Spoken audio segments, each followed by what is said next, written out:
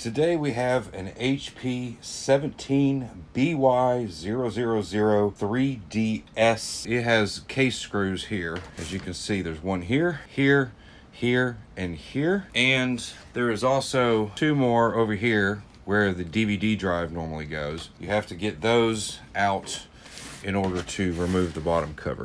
When you take this thing apart, you have to make sure that you remove this piece right here on the bottom, because there are two screws right down in here that are holding the case down.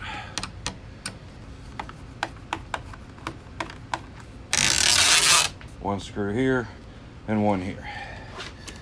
Now it'll come off. I'm sorry, there's four screws here. This one didn't want to come out. That's all you got to do to get the bottom cover off the machine. During the disassembly here, relatively simple. It's a relatively easy, simple layout. Once you get into it, you have your battery here secured by four screws. 1, 2, 3, 4, and just that pops right out. Now over here, you have your hard disk drive, and this just lifts right out as well. The rest of this machine is actually pretty simple as far as disassembly goes. You've got your memory stick here, just all your main board is here. You're gonna remove it by removing, there's one screw here, one here, here, and that should be it.